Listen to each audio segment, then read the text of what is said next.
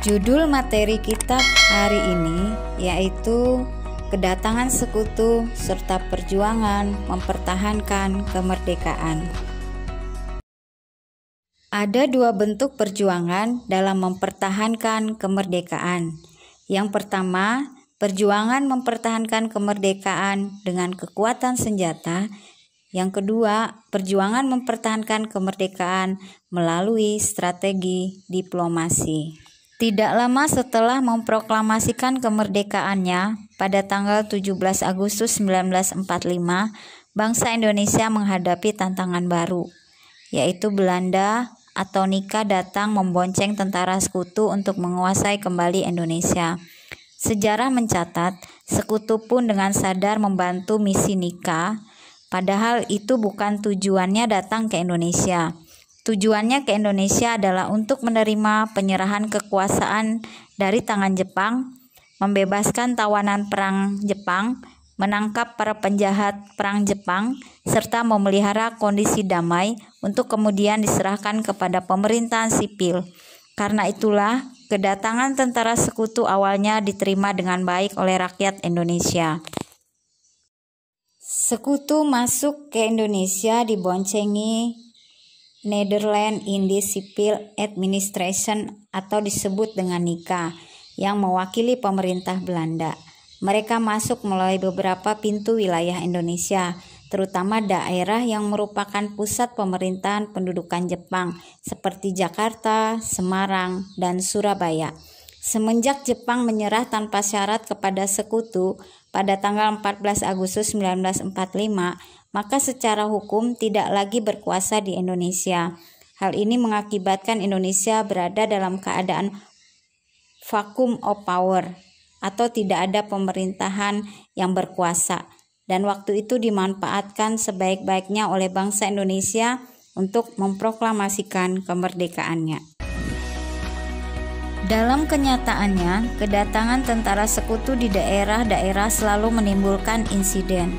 Tentara sekutu sering menunjukkan sikap yang tidak menghormati kedaulatan bangsa Indonesia. Lebih dari itu, tampak semakin jelas bahwa Nika ingin mengambil alih kekuasaan di Indonesia. Hal inilah yang kemudian memunculkan beberapa pergolakan dan pertempuran terjadi di daerah, seperti pertempuran Surabaya.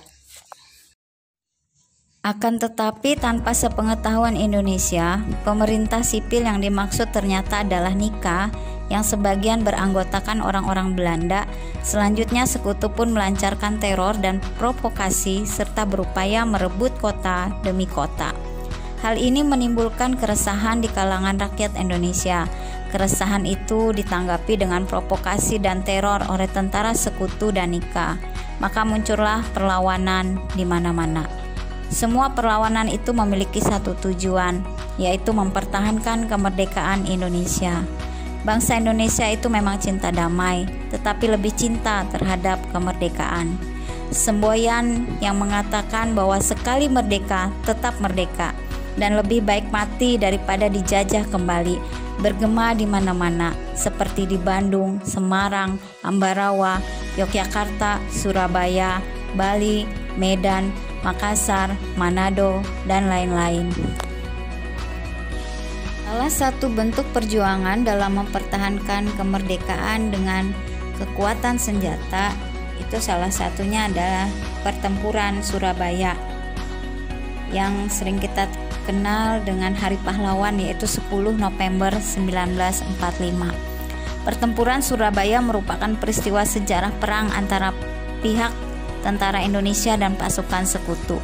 Peristiwa besar ini terjadi pada tanggal 10 November 1945 di kota Surabaya, Jawa Timur.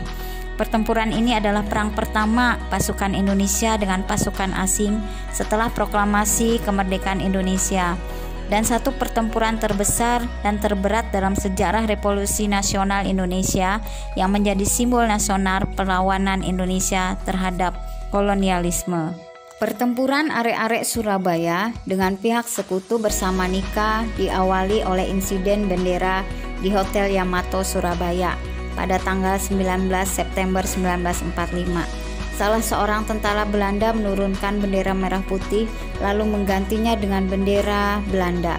Hal ini menimbulkan kemarahan rakyat Surabaya. Arek-arek Surabaya menurunkan bendera Belanda dan merobek warna biru agar menjadi warna bendera Indonesia, yaitu merah putih. Pertempuran Ambarawa terjadi karena adanya penindasan dan teror terhadap penduduk Magelang yang menimbulkan perlawanan dari TKR. Perlawanan ini terjadi sejak 23 November hingga 12 Desember 1945.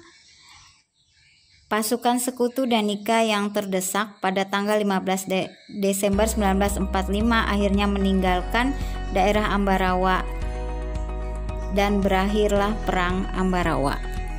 Pasukan Sekutu dan Nika yang terdesak pada tanggal 15 Desember 1945 akhirnya meninggalkan daerah Ambarawa dan menandai berakhirnya pertempuran Ambarawa. Untuk mengenang peristiwa ini, setiap tanggal 15 Desember diperingati sebagai Hari Infanteri. Yang ketiga, Bandung Lautan Api. Pada bulan Oktober 1945, pasukan Sekutu Nika mulai datang serta melakukan pendudukan terhadap kota Bandung. Pasukan Sekutu dan Nika segera mengeluarkan ultimatum kepada rakyat Bandung untuk menyerahkan senjata milik mereka sehingga memicu kemarahan. Puncak pertempuran terjadi ketika tanggal 23 Maret 1946 pihak Sekutu dan Nika mengeluarkan ultimatum untuk mengosongkan kota Bandung. Komandan Divisi 3 Siliwangi Abdul Haris Nasution bersama pemuda mengambil inisiatif untuk mengosongkan kota Bandung dan membakar seluruh kota beserta infrastruktur penting pemerintahan ataupun militer pada tanggal 24 Maret 1946. Salah satu tokoh yang berperan dalam pertempuran ini adalah Muhammad Toha yang harus gugur ketika berusaha meledakkan gudang mesiu milik Nika di Bandung Selatan. Peristiwa ini kemudian dikenal dengan peristiwa Bandung Lautan Api.